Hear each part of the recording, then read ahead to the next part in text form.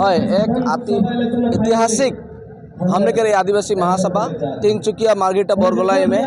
और यहाँ के Tinsukia reception committee से लेके जितना राज व आदिवासी राज हो हमने के आसाम के जितना भी गोरखाई हो एसामिसे हो सब जनगोष्ठी हमने के होहाय कर रहा है और ये आदिवासी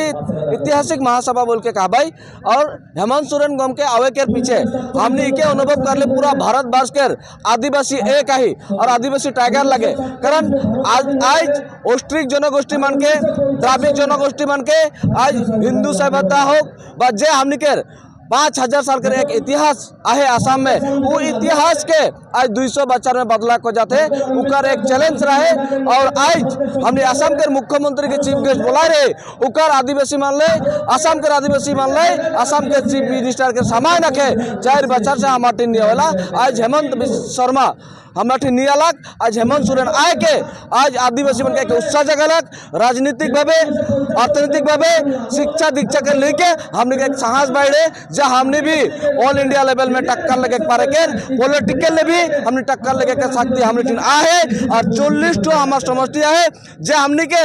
26-40-45 समष्टि में आगे आदिवासी मन के हमारे MLA MP रहा है एतो मुंडा पवन सिंह घाटवार हमने के धनवार वो समष्टि मन दूसरा मन कहलाता है उनके उद्धार करे एक बहुत बड़का हमने के आंदोलन के हुदिया से लेके धुबड़ी आगे का धुबड़ी से हुदिया से लेके पूर्व से पश्चिम जाए आंदोलन और ये आंदोलन में पूरा भारत वर्ष में करा आज हदौसम आदिवासी छात्र सन्थार उद्योगत तिनसुकिया जिला समितिर आतिथ्यत मार्गेटा बोरगोलाई फेकल पथार 21 संख्यक आदिवासी महासभार आज अंतिम दिन और आज अंतिम दिन झारखंडर जी आदिवासी लिडार झारखंडर मुख्यमंत्री हेमंत सोरेन इतना उपस्थित होइसे झारखंड कैबिनेटर चामड़ा लिंदा जी कैबिनेट मिनिस्टार तेखेतो इतना उपस्थित आছিলে सांसद विधायक उपस्थित आছিল और इतना आज अंतिम दिन कार्यसूची प्राय 1.5 लक्षाधिक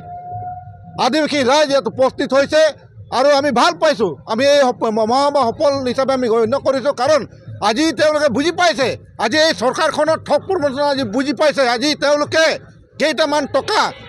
টকা প্ৰদান কৰি আজি চাহ শ্ৰমিকক ভোট আহৰণ কৰিব বিচাৰিছে কেইটামান আঁচনি প্ৰদান কৰি কিন্তু আমি আমাৰ যিবিলাক অধিকাৰ আছে জনজাতিকৰণকে ধৰি যিবিলাক অধিকাৰ আছে যিবিলাক সাংবিধানিক ৰাইট আছে সেইবিলাক পাবলৈ আজি আমি